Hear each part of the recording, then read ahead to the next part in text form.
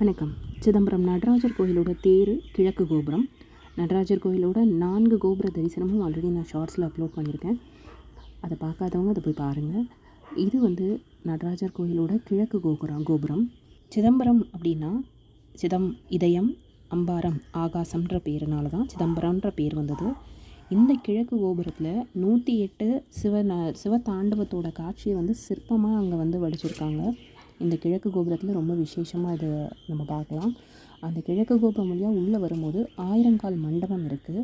இந்த 1000 கால் மண்டபம் தான் அந்த காலத்தில் அரசர்கள் முடிசூட்டுறதுக்கெலாம் யூஸ் பண்ணாங்க. நடராஜர் கோயில் நடனத்துக்கு ரொம்ப சிறப்பானது, பரதநாட்டியத்திற்கு.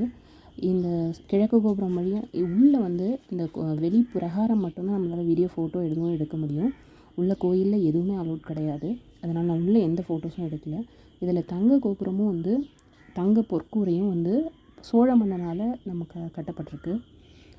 இந்த கிழக்கு கோபுரம் வழியாக சுற்றி உள்ளே வந்தோம் அப்படின்னா இது உங்களுக்கு தெற்கு கோபுரம்.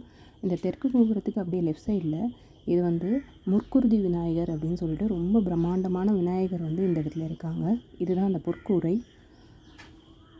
அதை முடிச்சுட்டு நம்ம இந்த பக்கம் மேற்கு கோபுரம் கிட்டே வந்தோம் அப்படின்னா மேற்கு கோபுரம் கிட்ட தான் நமக்கு அந்த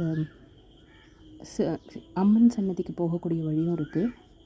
அது இல்லாமல் முருகர் கோயிலும் தனியாக இருக்குது. இந்த இதை பொறுத்த வரைக்கும் இந்த கோயில் 3000லேருந்து 4000 ஆண்டுகள் பழமையானதாக சொல்கிறாங்க. இதில் மூலவர் திருமூலநாதர், உற்சவர் நடராஜர், அம்மன் சிவகாம சுந்தரி. இந்த இடத்துல தான் 4 கோபுரத்தோட சிவகாம சுந்தரி அம்மன் கோயிலுக்கு அந்த சன்னதிக்கு போகிற வழியில் தான் 4 கோபுரங்களையும் நம்மளால் இந்த இடத்துலேருந்து பார்க்க முடியும்.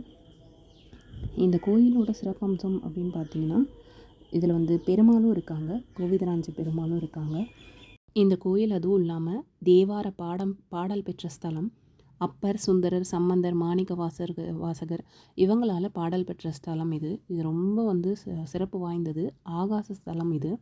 இந்த இது வடக்கு கோபுரம். இந்த வடக்கு கோபுரம் கிட்ட 2 சைட்லேயும் நந்தவனம் மாதிரி ரொம்ப அழகாக இருக்குது. இந்த கோயிலை பார்க்குறதுக்கு உங்களுக்கு 1லேருந்து 1.5 hours ஆகலாம்.